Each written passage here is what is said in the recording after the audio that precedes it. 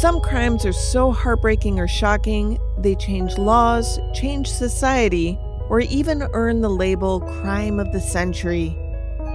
But the stories that made headlines in decades past aren't necessarily remembered today.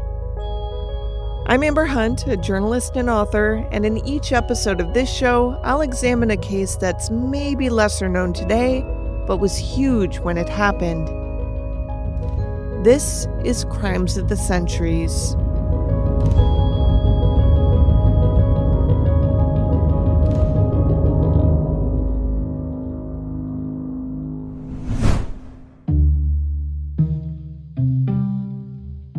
By the time police discovered the first body buried beneath a barn on property Jeffrey and Alice Lundgren had rented, it was January of 1990.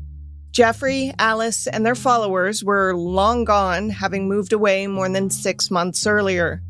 Kirtland, Ohio Police Chief Dennis Yarborough had no idea where the group had gone, though he suspected they were up to no good. But he had no proof of that, not until New Year's Eve of 1989, when one of Jeffrey's longtime followers came forward with a horrific tale. We left off last episode, part 1 of this two-parter, with Jeffrey and his disciples planning a takeover of the RLDS temple in Kirtland.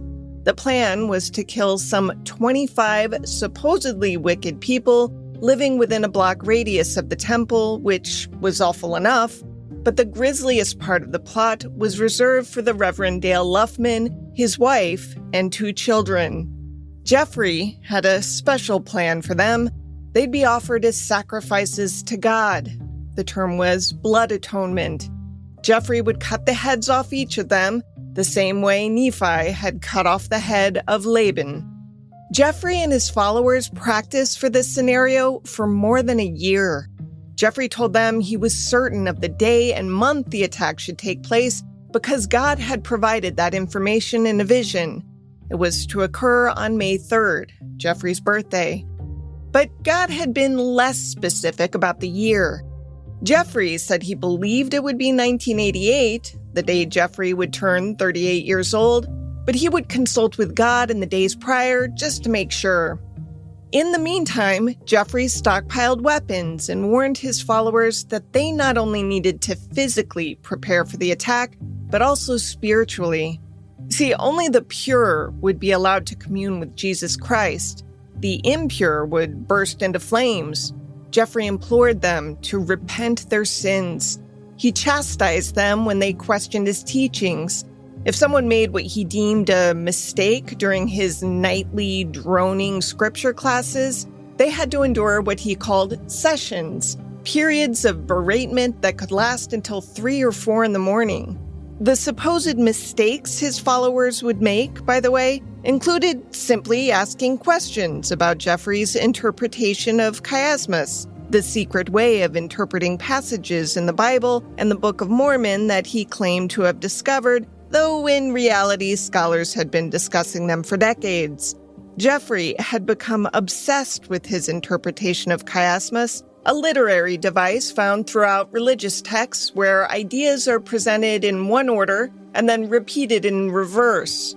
Think of it as an X pattern, like ask not what your country can do for you, ask what you can do for your country. It's a common structure in Hebrew poetry. Jeffrey Lundgren took this legitimate scholarly tool and twisted it into something far more sinister, using it to claim God was revealing secret messages that only Jeffrey could decipher.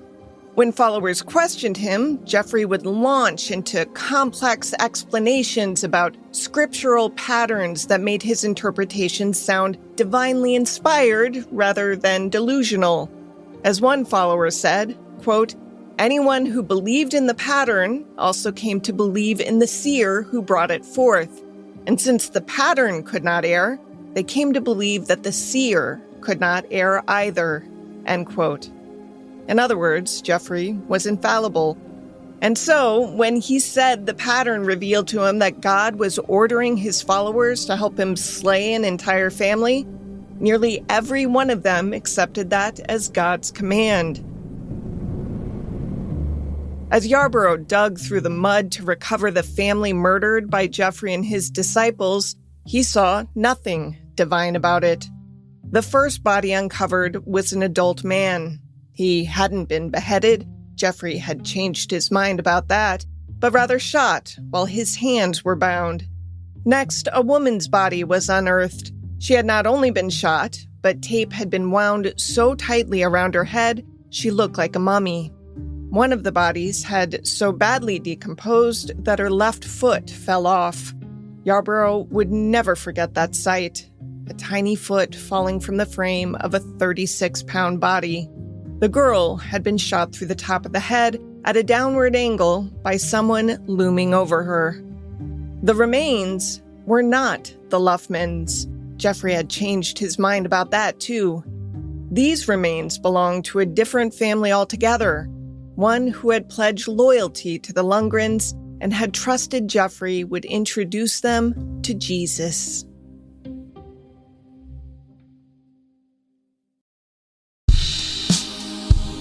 Crimes of the Centuries is sponsored by Cornbread Hemp. We put up Halloween decorations this week, like full haunted house mode, and by the time I sit down at night, my brain is still doing jump scares. Which is when you reach for Cornbread Hemp's CBD gummies. Yep, they actually help me relax at the end of the day. Cornbread Hemp uses only the best part of the hemp plant, the flower, for the purest and most potent CBD. And everything's USDA organic and third-party lab tested, so you know what you're getting is clean. Plus, the flavors are good. Watermelon, berry, peach, so it feels like a tiny treat, not a chore. Right now, Crimes of the Centuries listeners can save 30% on their first order. Just head to cornbreadhemp.com/COTC and use code COTC at checkout. That's cornbreadhemp.com/COTC and use code COTC. You're surely wondering why, after months and months of planning and practicing and praying, Jeffrey Lundgren decided to spare the Luffmans. The short answer is, he didn't. God did. Remember, Jeffrey wasn't sure what year the temple takeover was meant to happen, and, he told his followers, when he communed with God just before the May 3rd, 1988 attack, he was told it wasn't time.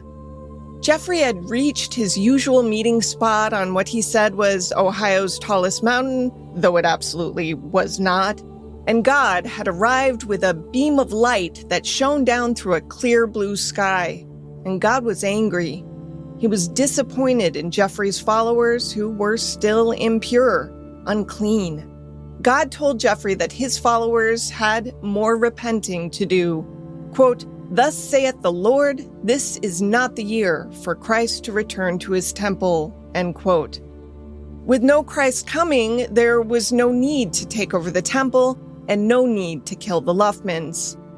What Jeffrey didn't tell his followers was that the cops had been tipped off to the May 3rd plan and had scared the bejesus out of him just days earlier. Here's what really happened. One of Jeffrey's followers was a man named Kevin Curry who had met Jeffrey during the Navy. Jeffrey had been Kevin's supervisor working in an electronics repair shop, which I didn't know was a thing Navy people did, but so it goes. The two men didn't have much in common. Jeffrey was ultra-religious and from Missouri. Kevin was a laid-back New Yorker with a tattoo that read, "Just passing through." He wasn't so concerned with the second coming or an afterlife or things like that. Author Pete Early, in his Prophet of Death book, describes Kevin one night going to a brothel, watching some women have sex together on a stage with a cucumber, then paying one of the women for sex and keeping the cucumber as a souvenir. He told Jeffrey about it, who wrote in great detail about the event to Alice. Kevin didn't like Jeffrey much at first because Jeffrey seemed like an arrogant, pompous know-it-all. But as the months at sea passed, he started to look up to the guy who was always reading scriptures. And Jeffrey wasn't like a lot of the other military men around. He didn't cuss or drink coffee or smoke or pay for sex with women in brothels, though he would soon force Alice into some far more deviant, abusive acts. At this point in his marriage, however, he was writing love letters to Alice every day. And Kevin noticed. He also noticed that Jeffrey didn't evangelize, which actually got Kevin curious about Mormonism. When the men returned from Vietnam in June of 1974, they were stationed in San Diego, where Alice had already found an apartment and was waiting with Jeffrey's firstborn, Damon. She was also 9 months pregnant with the couple's second, who would be named Jason. Alice wasn't thrilled when Jeffrey invited Kevin of Cucumber Story fame to the apartment for dinner, but she grew to like him. He opened up about his difficult childhood. Here he is, talking to A&E. I had not had a very solid childhood. So this was probably the first time that I felt a part of a family experience. As a child, he'd been shuttled among relatives and moved around a lot. He said he attended 14 different schools before high school graduation. And same, bud. My tally was 12 schools in 7 states. Soon, Kevin was reading the Book of Mormon and studying scripture with Jeffrey. The two would attend a local RLDS congregation where Kevin was brought up to speed on the official history of the church. Kevin was baptized in October 1974, soon after which Jeffrey was discharged. He, Alice, and their 2 sons moved back to Missouri. Kevin stayed behind, but not for good. When Kevin next saw the Lundgrens in Kirtland, Ohio, there were 2 more children in the family, Kristen and Caleb. Their reunion was a complete coincidence. Kevin just so happened to have traveled with a group of New Yorkers to visit the temple, and there Jeffrey was as the temple's tour guide. The sight of Jeffrey standing there in the temple doorway triggered a memory in Kevin. Soon after he had started studying the Book of Mormon, he'd had a vision of a door opening with a brilliant white light spilling through it. He told Jeffrey that night, quote, "The door that I saw in my mind 10 years ago was the door to the Kirtland Temple. It was the door that you opened tonight," end quote. In January 1985, Kevin moved to Kirtland. He turned over the $1,600 a month he earned at a VA hospital to Jeffrey and Alice and slept on their couch. He later said he was happy to do it. He was certain that God was speaking to him through Jeffrey. Jeffrey didn't think as fondly of Kevin, or any of his followers for that matter. Here's author Pete Early. You know, he said to me during an interview once, he said, "The church is the easiest place to take over. All you have to do is know a few scriptures, and that impresses people, and you can slowly take power and control." About Kevin specifically, Jeffrey told Early that he was nothing more than a leech. Quote, "A leech needs to be attached to a host. I became that host." In a way, Kevin wasn't that much different from all the others who eventually joined the group. They were all drawn to me because there was something lacking in their own personalities and lives. They wanted me to provide it for them. They were weak. I was strong. I was their host, end quote. Which is a really cruel way to put it, but it's not totally wrong. Jeffrey, after all, was a cult leader, and cult leaders feed off vulnerable people who feel unwanted, who have holes in their lives, who would allow for this type of treatment, as described by follower Shar Olson. We were a family. We were all living under Jeff's tent. Jeff was our father. Alice was our mother. Our own parents were not our parents. They did not love us. They were not going to take us to the face of Christ. We weren't going to be able to see and touch and feel Christ. Therefore, they were not our parents. Jeff and Alice were our parents. Some of the people Jeffrey appealed to were loners without families, like Kevin Curry and some teenage church members who also joined the clan.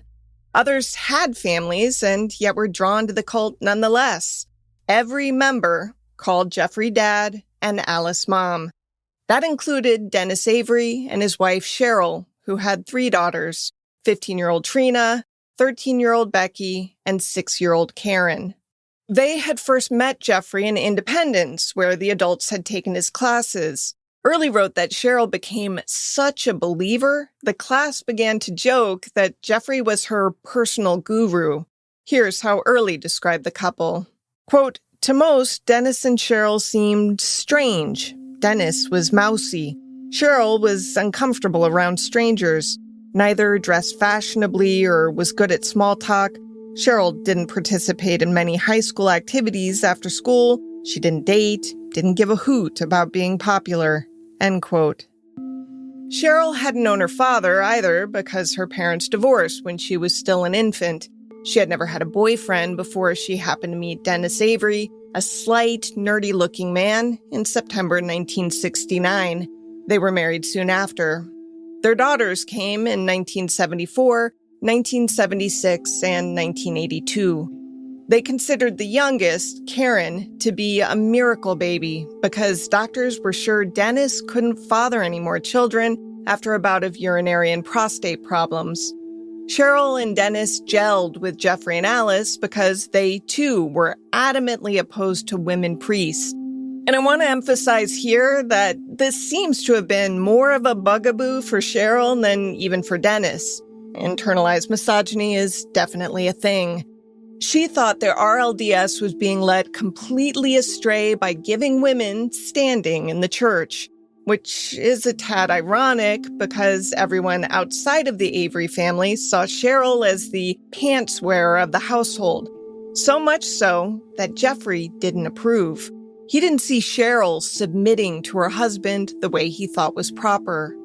Kevin Curry again. Jeffrey and Alice would tell little stories about the Averys, and they were not very kind towards the Averys at all. They were a family of bookworms, and they were very, very passive kind of individuals. The Averys thought much more highly of the Lundgrens. So highly, in fact, that they followed the family to Kirtland within days of them leaving Independence and stayed a weekend with them right after Jeffrey started his tour guide job. The Lundgrens had a miserable time with the Averys that weekend, but the Averys had such a good time that Cheryl wrote her mother, Donna, a letter detailing their amazing stay and praising Jeffrey Lundgren as something special.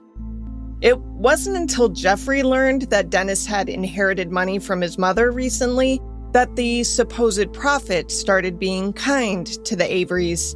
Dennis had used the money to pay off his mortgage and buy a second-hand car to ensure he was completely out of debt.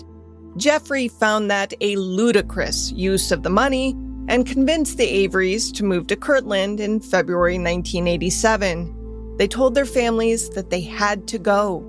Jeffrey had convinced them Zion was in Kirtland, and if they wanted to see Jesus, they had to move there. Dennis gave that second-hand car to Jeffrey, then quit his job and sold their house for $20,000, far less than market value, packed their few furnishings in a U-Haul, and drove away. Trina, Becky, and Karen soon began classes in the local school, and the Avery family lived in their own rental house, depositing their house sale proceeds into a bank account that Jeffrey soon had access to. More people came to Kirtland. Dennis and Tanya Patrick, Greg Winship, Ron and Susie Luff. Also in the crew were Sharon Blunchley and Daniel Kraft Jr., as well as Shar Olson, Richard Brandt, and Deborah Olivares. When Jeffrey told the group about the temple takeover plan, they knew he was dead serious. How could they doubt it, considering the arsenal he was building? The day that we moved out to the farm, I walked into the dining room, and from one end to the other were shotguns, bandoleros full of bullets, a few handguns, some knives, and it wasn't even all of the weapons I found out later that they had. Jeffrey would eventually stockpile more than 4,000 rounds of ammunition, as well as a 48-pound handmade .50 caliber rifle that cost nearly $3,000. You might be wondering what possible purpose such a weapon could have. Well, it could shoot down a helicopter. Tensions were not waning with the Reverend Dale Luffman either. If you remember from last episode, the two butted heads over doctrine. Luffman said he told Jeffrey, "It is not appropriate to the Christian gospel to dwell on the wrath without understanding mercy." But Jeffrey was really into the wrath, and it became clear to Luffman that there were people who were buying his recipe, and I was very concerned about how that recipe was getting played out. he had no idea the play was meant to include his and his family's beheadings.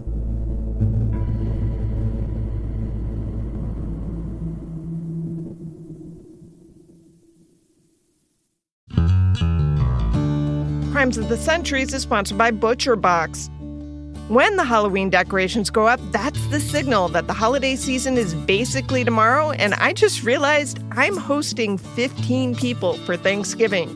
15. That's not dinner. That's a catering operation. Exactly why I'm relieved we've got ButcherBox. They deliver better meat and seafood straight to your door. 100% grass-fed beef, free-range organic chicken, pork-raised, crate-free, and wild-caught seafood. And everything comes from partners who meet strict animal welfare and sustainability standards. No antibiotics or added hormones ever. I love that I can customize the box or let ButcherBox curate it for me, so I'm not fighting over the last turkey breast at the grocery store the day before Thanksgiving. Plus, as a certified B Corp, ButcherBox holds itself to high standards, from how the animals are raised to how their team supports workers and reduces environmental impact. Every box ships free, and you get perks like recipes, tips, and exclusive deals to make the most of every meal. Right now, ButcherBox is offering our listeners $20 off their first box and free protein for a year. Go to butcherbox.com/COTC to get this limited time offer and free shipping always. That's butcherbox.com/COTC. Don't forget to use our link so they know we sent you.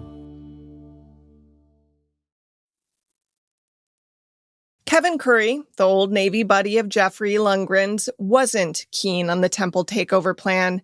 It was one thing to set up shop there and await Jesus. It was another altogether to plan on killing dozens of people, particularly the Luffmans, who seemed like friendly enough folk. Char Olson wasn't into the plan either. Both of them fled the farm where the cult had moved after Bill and Eleanor Lord finally noticed that Jeffrey had been skimming from the tour donations and gift shop. Not lightly skimming either. Because much of it was pocketed without documentation, we can't know the total for sure, but based on previous year's revenue, church officials estimate he'd stolen somewhere between $25,000 and $40,000. That money should have funded church projects, like restoration work on the historic building. Instead, Jeffrey's followers would later tell investigators it seemed to fund a comparatively lavish life for Jeffrey, Alice, and their kids.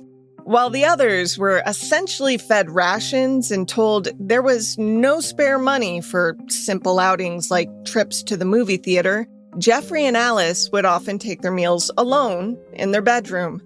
Their kids always seemed to have new clothes, whereas the members' children did without. That didn't change when the group moved to the new locale, the farmhouse. Why the farm's owner agreed to rent to the Lundgrens is kind of a mystery. If he had checked with any of their past landlords, they would know the couple left each place they lived in absolute wreck. One landlord told Author Early that the Lundgrens lived in his place for a year, but only paid 2 months' rent. Not only that, but the guy said that Jeffrey had intentionally sawed open the sewer pipe in the basement, leaving a pile of human excrement that measured 1 foot deep and 6 feet in diameter. Again, Jeffrey and his poop. I keep a pretty open mind, but I feel confident that if God were to choose a prophet, it wouldn't be one so fascinated with feces. Anyway, Kevin wanted nothing to do with the Luffman murders. He was so unnerved by Jeffrey's plan that he left everything behind in Kirtland, returned to his New York roots, and instructed everyone who knew him to keep his whereabouts a secret. It was obvious that Jeffrey had gone over the line. I was just not willing to take the lives of any innocent individual. Kevin left in February 1988. 2 months later, just a few weeks before the temple plan was to take place, he called the Kirtland police to warn them that something foul was afoot. Trouble was, nothing had happened yet. Kevin's warning was preemptive. Police didn't have probable cause for a search warrant. Still, Chief Yarborough took the warning seriously enough that he figured he should do something. So he called Lundgren in for a chat and told him that neighbors had called in with concerns about people in military gear on Jeff's property. In short, he warned him, "We're watching you. We think you're up to something." It was enough to thwart the takeover and spare the Luffmans' lives. But it didn't satiate Jeffrey's growing bloodlust. It only changed his target. The morning Jeffrey announced that God didn't want him to attack the temple after all, Shar Olson decided he was a fraud. She had woken up early that day and had watched as Jeffrey went to the hill that he called Ohio's tallest mountain, and when he came home with his tale of a bright stream of sunlight coming through crystal blue sky, she knew he was full of it. It had been cloudy on that hill. She'd seen it with her own eyes. She wasn't afraid as Kevin had been, so she didn't leave in the dead of night. She just moved back across town and kept her job as a waitress at one of the diners. And she still cared for some of her friends in the group and didn't go to the police because she didn't think Jeffrey was an actual threat anymore. He was all talk, no action. She did, however, tell Luffman about the plan, though not until that fall. Things had been coming to a head. Some of the cult followers' family members had started reaching out to police, to Luffman, to Shar, all looking to find out why they hadn't heard back from their loved ones in so long. Luffman told Shar, "Look, I need to get this guy kicked out of the church. Do you have anything you can tell me that would help?" Shar said, "Well, promise not to tell anyone, but he was planning on killing you and your whole family." Luffman broke his promise, told the cops, and took steps to get Jeffrey excommunicated from the church on the basis of the temple skimming and teaching doctrines contrary to the church's beliefs. He also tossed in a charge of encouraging members to quit the church for good measure. But Luffman kept mum on the plot to slaughter his family and take over the Kirtland temple at Yarborough's request. The police chief didn't want to let Jeffrey know how much law enforcement knew. Investigators circled back to Shar, who told police everything she knew. She had even kept detailed notes in a spiral notebook about bullet types, gas mask instructions, military terms, you name it. She had instructions in there on how to dismantle an AR-15 semi-automatic rifle. So police were gathering clues, but none of it was quite enough. It wasn't illegal, after all, to own weapons and tell other people how to use them. Sure, it was a problem. He had been planning to kill the Luffmans and attack the temple, but that plan had been in May. It was now September. And by both Kevin and Shar's accounts, the plan appeared scrapped. Yarborough felt he needed more, so he sat tight. He had no idea that Jeffrey had already picked a new target and that it was one within his flock. In spring of 1989, the cult got 2 new members. Keith Johnson was an old college buddy of the Lundgrens. In fact, he had actually introduced Alice to Jeffrey all those years before. Keith came to the compound with his wife, Catherine, who went by Kathy. Jeffrey had worked for months to convince Keith to come, and it was clear when Keith arrived that he and Kathy were already believers. Jeffrey brought them up to speed. He was a prophet. He got messages directly from God, and God's latest message was that Jeffrey should lead his followers into the wilderness, where Jesus would appear to them, assuming they had repented enough to not get swallowed by flames in his presence. Oh, and God had also told him one more thing. From Pete Early. Jeffrey announces that he has been told to eliminate the most sinful members of the group. And in his view, the most sinful members of the group are the Avery family. Exactly why Jeffrey and Alice were so hostile to the Averys is unclear. Jeffrey didn't like that Dennis was passive and Cheryl more the pants wearer, but it isn't as though Cheryl was super in your face either. And there's an anecdote in Early's book describing how Cheryl called someone to ask how to clean up spilled orange juice. The call taker suggested something that was a total no-duh, a store-bought cleaner. The actual agent wasn't specified, but I'm guessing something like Dawn or vinegar or something.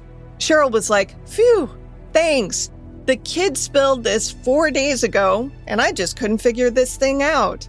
So yeah, she wasn't exactly a vocal feminist type.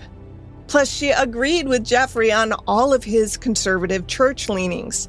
It was one of the reasons his teachings resonated so much with her and the rest of her family.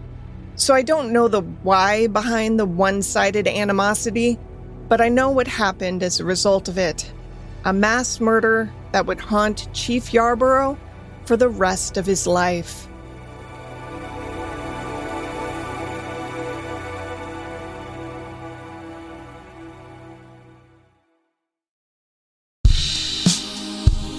Crimes of the Centuries is sponsored by Rula.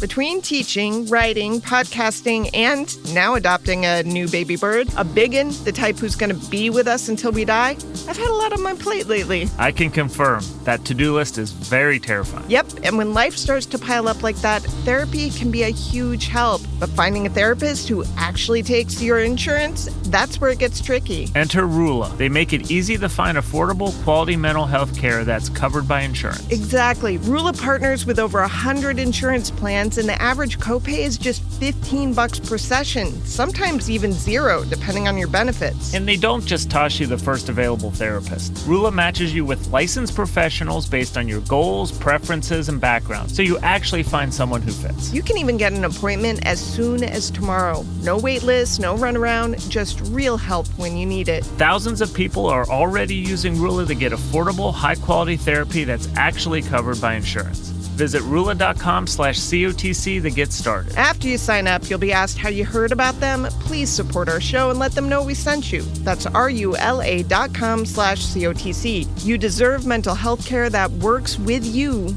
not against your budget.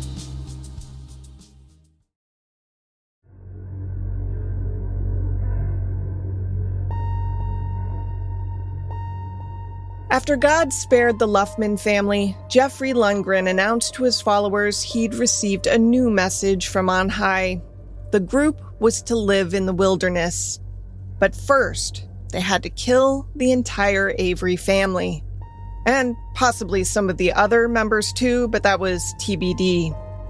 His initial plan again involved beheading because it seemed more biblical, I guess. But God clarified that a gun would do just as well. Preparations began on April 10, 1989, when Jeffrey ordered two of his followers to dig a pit in the ground beneath the barn behind the farmhouse. It was to be 6 feet by 7 feet and 4 feet deep. He figured that would be plenty big for 5 bodies.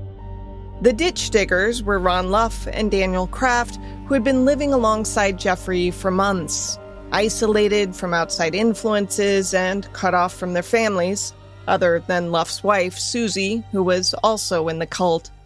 It took them much of the week to do the digging unnoticed, stealing away when the Averys weren't around.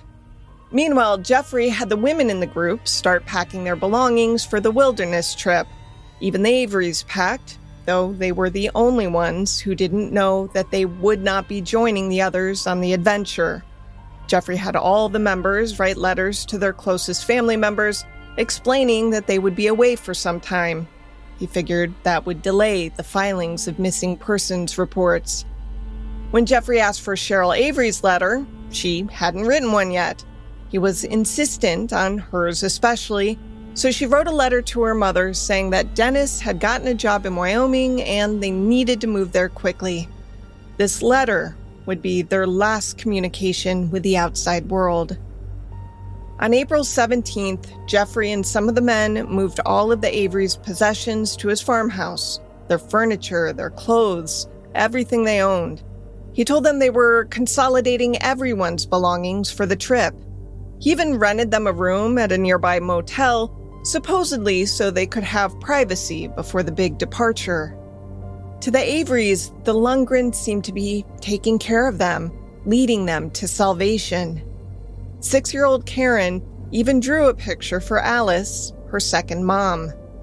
That night, when the Averys came to the farmhouse under the guise of dining before their morning departure, Karen ran up to Alice and hugged her and said she was upset that she had forgotten the picture at the motel.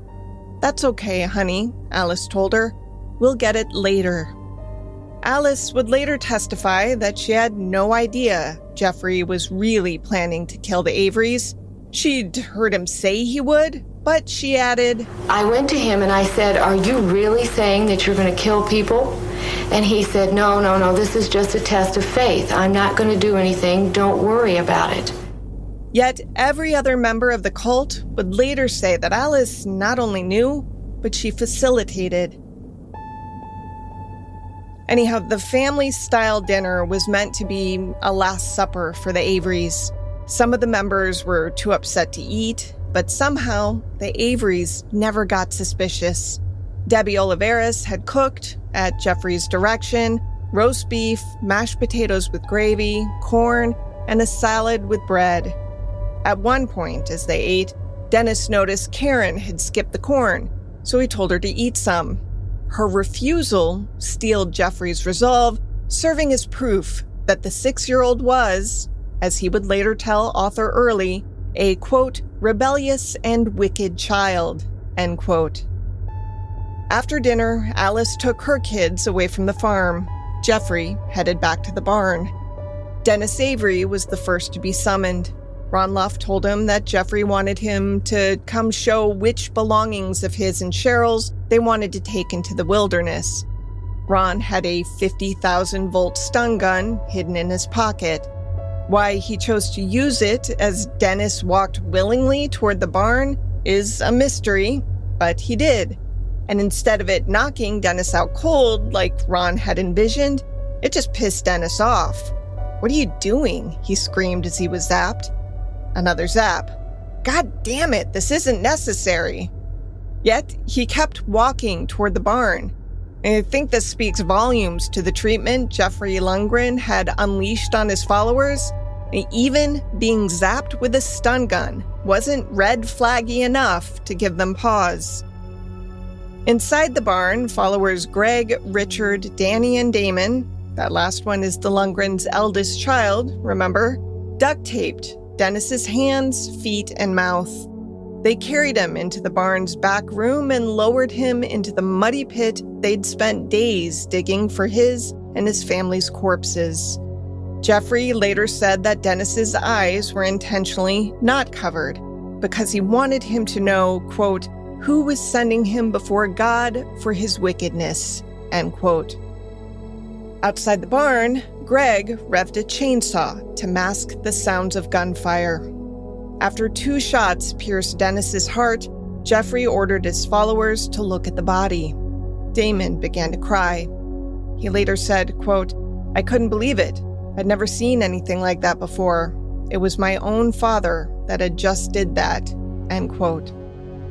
Asked to fish the motel room key from Dennis's pocket, Damon balked. He said he couldn't do it. He couldn't believe Dennis was dead.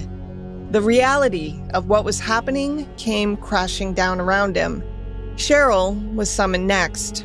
Her husband needed her help, Ron told her. Once in the barn, she shook with confusion as the men wrapped tape around her hands, ankles, mouth, and this time eyes. Greg revved the chainsaw as Jeffrey fired into her torso, a different type of bullet than he'd shot into Dennis. See, he figured these 5 murders would be a good learning experience when it came to the arsenal he had stockpiled, so Dennis was shot with soft-pointed hollow points while Cheryl got full metal-jacketed rounds. Jeffrey later told Early, quote, "According to the scriptures, I was going to kill again. I wanted to learn as much as I could from this experience," end quote. The girls came next. One by one, they were individually taken to the barn. Trina, the 15-year-old, turned her head slightly just as Jeffrey pulled the trigger aimed for her skull. She screamed, "Ouch!" So he fired twice more into her back. The younger 2 girls were promised the chance to see horses in the barn, but that they had to take turns. Becky was the feistiest of the girls and tried to fight. When she took her last breath, her hands were outstretched in the direction of her dead mother, as though reaching out to her. Ron Luff carried 6-year-old Karen to the barn on his back like a Big Brother piggyback ride. When she was delivered, bound, to the pit, Jeffrey lorded over her and fired a .225 grain hollow point slug into the top of her skull. Jeffrey, an idiot as well as a monster, told the men to dump bags of lime onto the Avery's bodies, claiming it would help them decompose faster. Spoiler alert, that's a myth. Quicklime does not speed decomposition. In fact, it helps preserve bodies by creating an alkaline environment that can essentially mummify remains. But that element of his idiocy wouldn't be the one to cause his downfall.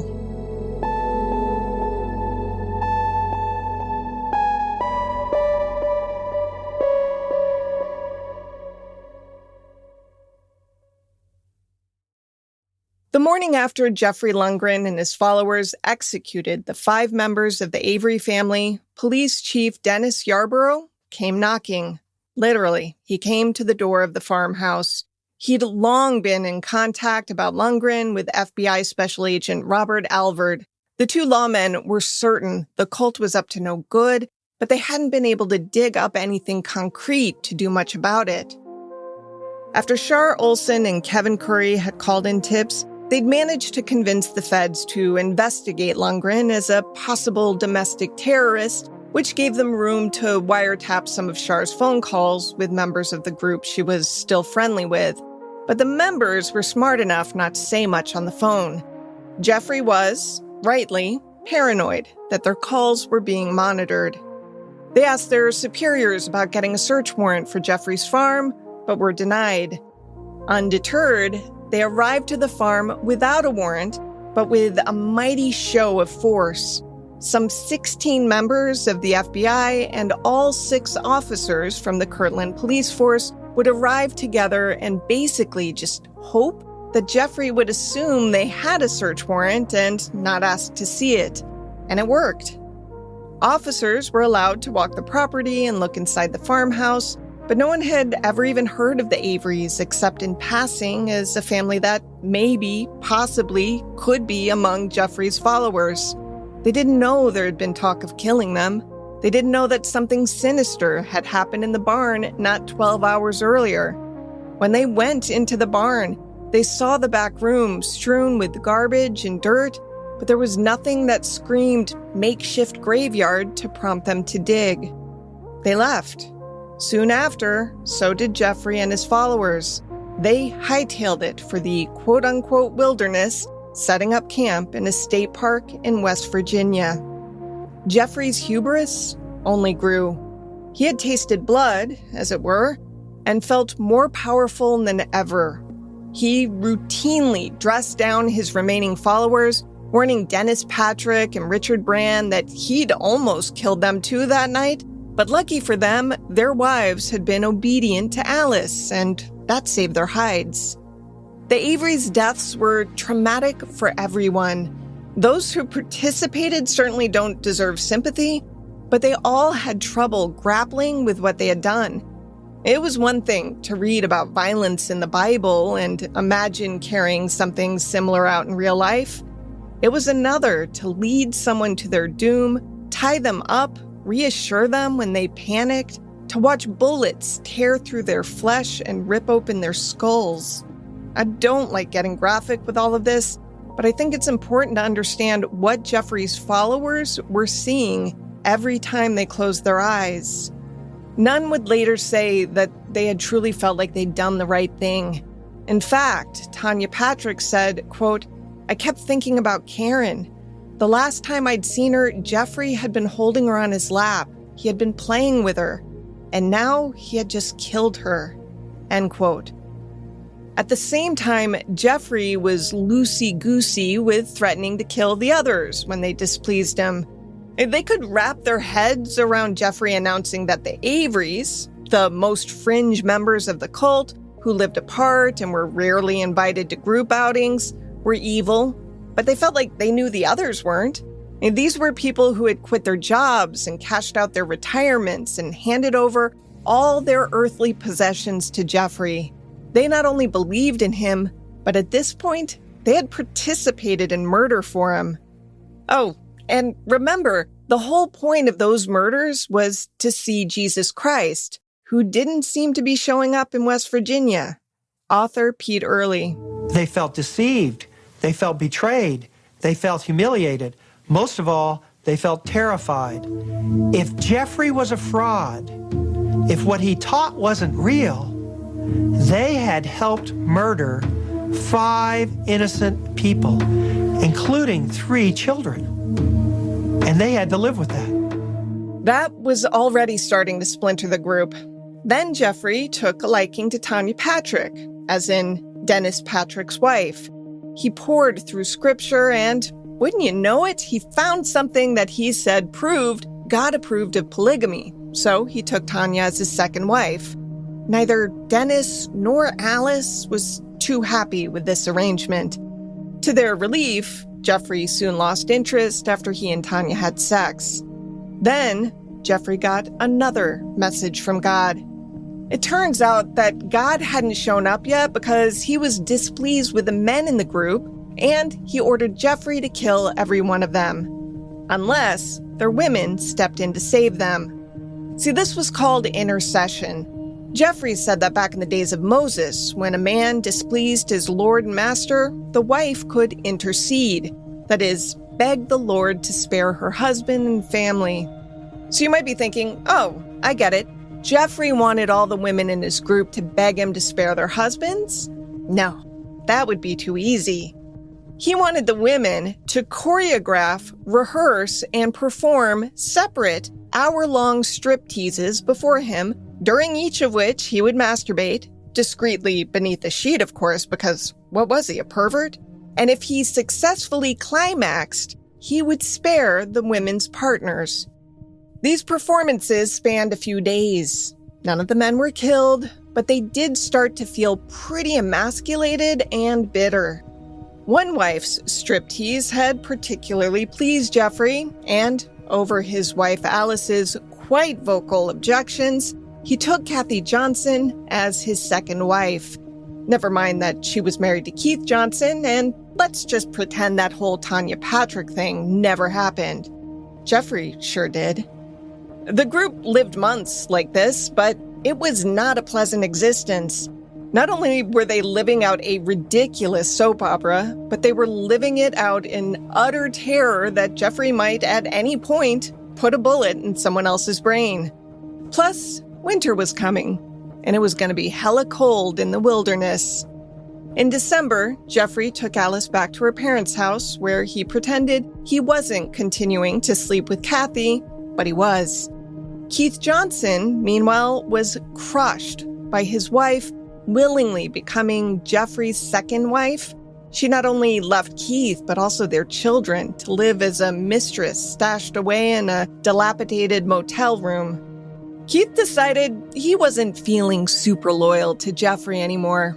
He walked into a Bureau of Alcohol, Tobacco, and Firearms office in Kansas City, Missouri, and told them everything. He drew a map of Jeffrey's barn, showing exactly where the bodies were buried. There is some confusion over the exact number of bodies that have been found in a common grave in the basement of this barn along Route 6. Police, firemen, and federal alcohol, tobacco, and firearms agents spent the entire day sifting through the grave. The body of a man was found last night, 2 or 3 others this afternoon, and the search goes on at this hour. That was a broadcast from News 5 Cleveland. It was everybody's worst nightmare. Chief Yarborough and Agent Alvord would forever wonder if they should have pushed harder in their investigation, though they knew intellectually that they'd done as much as they legally could at the time.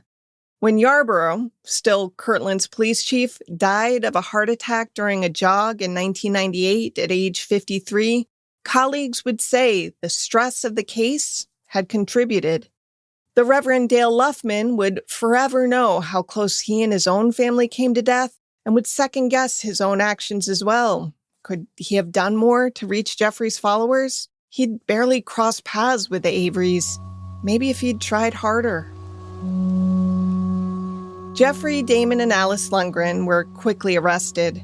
The rest of the cult members were also located. Some were promised leniency if they testified against Jeffrey. A total of 13 people ultimately faced charges. The trials, there were 3 of them, were all spectacles. Given the opportunity to speak, Jeffrey said, I am a prophet of God. I'm even more than a prophet. I am not a false prophet, therefore I am not worthy of the penalty sought by those who seek my death. And it is understandable to me that the legal system has problems with me, a prophet. That speech lasted 5 hours. Here's how it all panned out. Jeffrey and Alice Lundgren divorced, and Alice testified against her husband of nearly 20 years. Jeffrey married Kathy Johnson, who had become pregnant with his child by the time of the arrest. Kathy didn't face serious charges because she wasn't at the farmhouse when the Averys were killed. Neither did Tanya Patrick, Jeffrey's forsaken temporary wife, or her then-husband Dennis Patrick. Keith Johnson was spared because he tipped off police in the first place and also hadn't been at the farm during the murders. Lighter sentences were given to Richard Brand and Greg Winship as part of plea deals. Susan Luff, Sharon Blunchley, and Debbie Olivares, each of whom played a role in distracting the Averys before they were marched to their deaths, were sentenced to 7 to 25 years in prison apiece. They were eligible for parole in the late 1990s and are no longer imprisoned. But Daniel Kraft Jr. and Ron Luff both are. Those men are the ones who dug the graves and took part in the actual gagging and binding of the victims. Ron Luff is the one who gave little Karen the piggyback ride. Later, he would say without emotion of her slaying, and all I saw was the top of the little girl's head when he shot. Both he and Kraft were sentenced to up to life in prison on kidnapping and aggravated murder convictions. Kraft has the earliest possible parole date of 2034. As for the Lundgrens, Alice remains in prison. She's eligible for parole in 2091. Her oldest son, Damon, skirted the death penalty for what he'd done at age 19. About to turn 55 years old, he isn't eligible for parole until 2098. The couple's 3 younger children were taken in by Alice's parents. Their father, Jeffrey Lundgren, still appears on the Ohio Department of Rehabilitation and Correction website. Under institution status, it states, released-death. He was killed by lethal injection on October 24, 2006. With his last words, he professed his love for God, his family, and his wife, Kathy. He said, quote, "I am because you are," end quote. And then he was no more.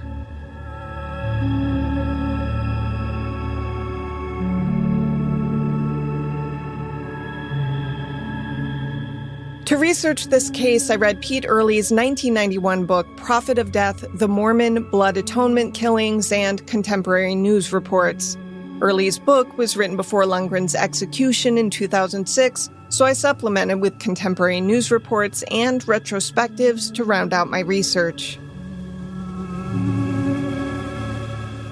Crimes of the Centuries is available early and ad-free through Grab Bag Collab. Join us at patreon.com/GrabBagCollab to hear not just exclusive content related to this show, but to also get access to several other shows on our profit-sharing network. Unless noted in the citations, this show was researched and written by me, Amber Hunt, and produced by Amanda Rossman and Henry Lavoie. Original music is by Bruce Hunt, Andrew Higley, and occasionally by my son, Hunt Van Ben Scoten. Other music comes from Soundstripe and Epidemic Sound. If you like the show, help us out by rating and reviewing us on Apple Podcasts.